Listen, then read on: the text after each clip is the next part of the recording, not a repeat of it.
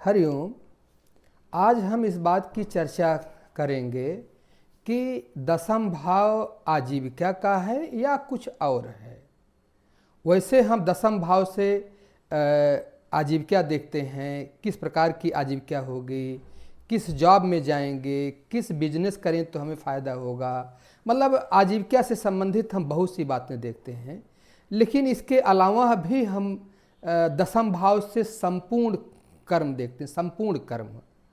संपूर्ण कर्म का मतलब है कि आप जो भी कर्म कर रहे हैं, सुबह से लेकर शाम तक, या सोच रहे हैं, विचार कर, जितने भी कर्म कर रहे हैं, वो सभी संपूर्ण कर्म आपका वो दसम भाव से देखा जाता है।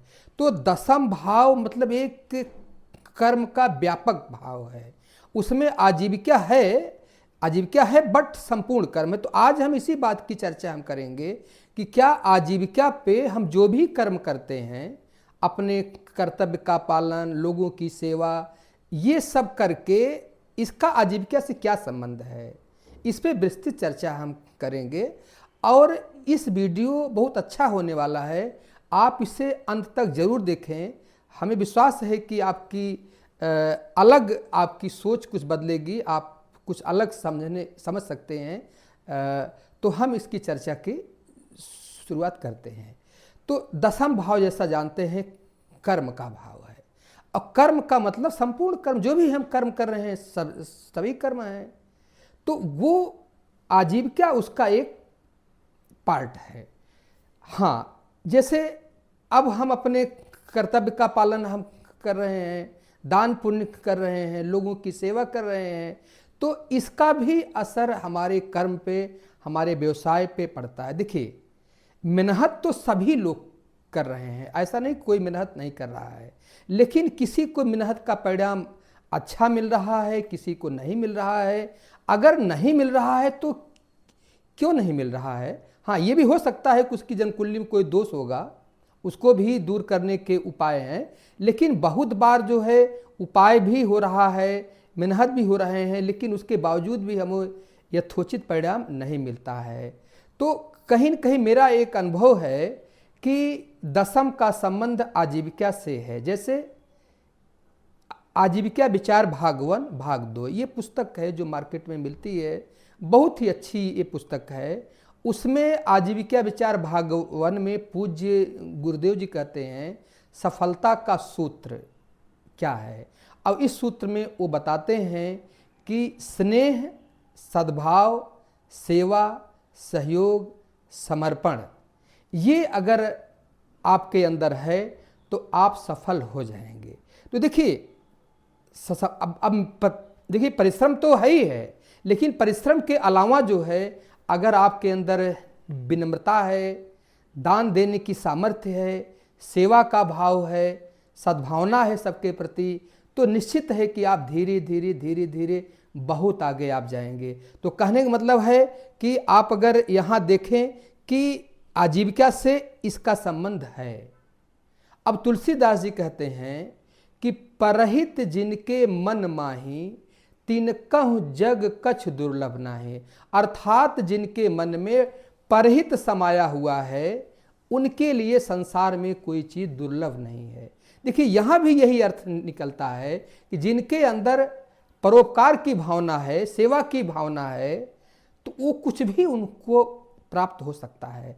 अर्थात दसम भाव का, आजीविका का सीधा सीधा संपर्क हमारे पुण्य कर्म से है। अगर हम जो है शुभ कर्म करते हैं, पुण्य कर्म करते हैं, तो हमारी आजीविका जो है दिन दूनी रात चौगुनी बढ़ती जाती है और पीढ़ी दर पीढ़ी बढ़ती जाती है।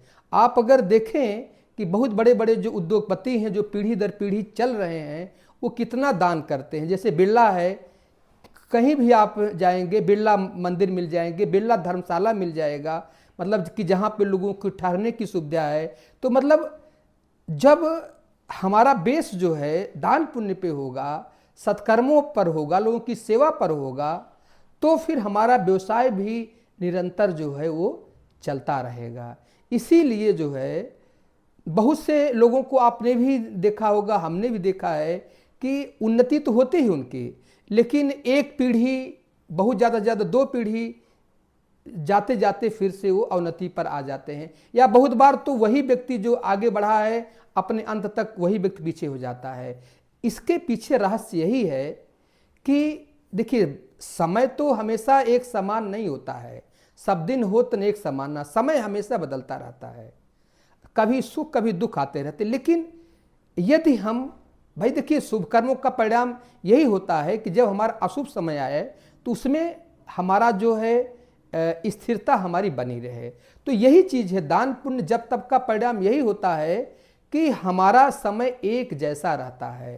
कभी हो सकता है कि बहुत हम ऊपर ना जाएं, समानांतर ही चलें, लेकिन नीचे आदमी नहीं आता है। तो इसलिए जो है आप आजीविका का, आपके कर्म फल का, आपके संपूर्ण कर्म का, दान पुण्य का और कर्तव्य पालन का, इन सब का बहुत अच्छा संबंध है। मैं एक एग्जाम्पल बता रहा हूँ। एक बार एक व्यक्ति आए, मैं ऑफिस में बैठा था और उन्होंने हमसे मतलब बोला कि आप हमारे ऑफिस का चल के वास्तु देख लीजिए। और मैं उनके ऑफिस का वास्तु देखने के लिए मैं गया, तो वहाँ मैं देखता हूँ कि वो कुछ ऐसी बात हुई वहाँ पे कि जो मेरे ही सामने जो है अपने ऑफिस के स्टाफ से बहुत अच्छे प्रकार से बात नहीं कर रहे थे। मैंने उनको समझाया, मतलब वहीं पे समझाया। हमने कहा देखिए भाई साहब, ये है कि ये सब चीज़ें आपकी आजीविका पे फर्क डालती हैं। आप पे अच्छे से बात करेंगे तो आपकी आजीविका बढ़ती चली जाएगी। शनि है भाई, जो हमारे यहाँ काम कर रहा है वो शनि है। तो शनि जो है धैर्य के प्रतीक हैं, और धैर्य अगर आपके अंदर है नहीं तो फिर आगे आप नहीं जाएंगे, क्योंकि ज्योतिष के अनुसार मंगल साहस का कारग्रह है, लेकिन विजय का कारग्रह मंगल नहीं है।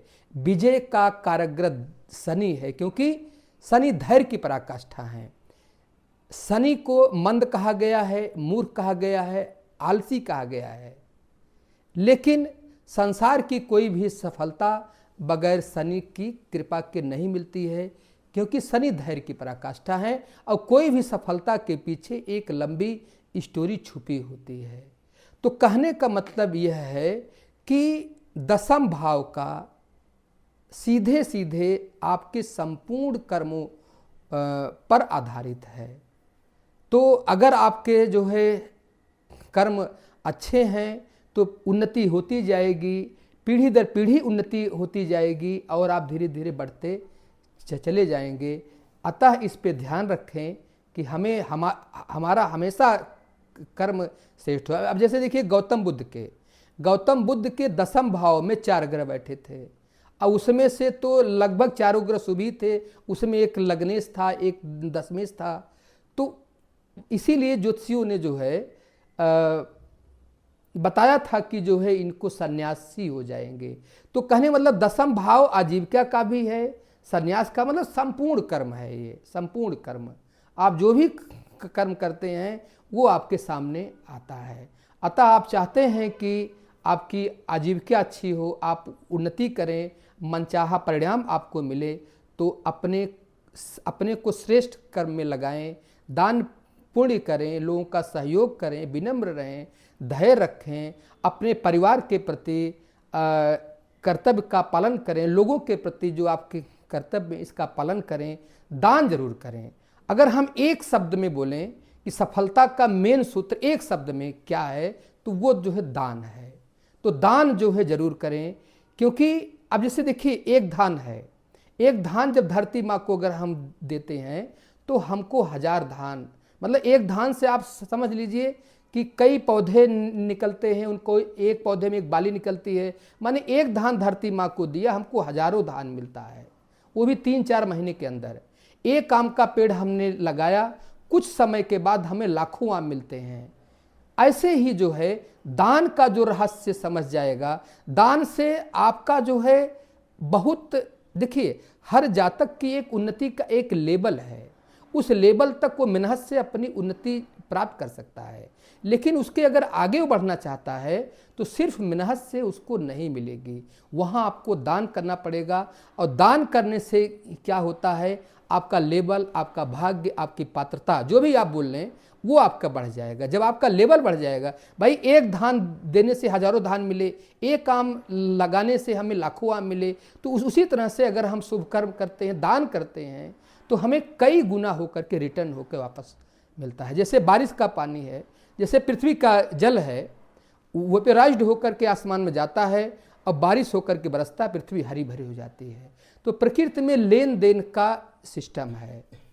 तो जितना आप दान करेंगे उतना आप आगे जाएंगे, सूत्र है ये आगे बढ़ने का। एक शब्द में अगर सूत्र है तो वो दान है। इसके अलावा आपका सहयोग लोगों के प्रति, कर्तव्य पालन, ये सभी जो है आपके बिजनेस से कहीं न कहीं इसका संबंध है। तो इसे ज़रूर आप जीवन में उतारें। और आपने वीडियो देखा, आपका बहुत बहुत आभार, धन्यवाद।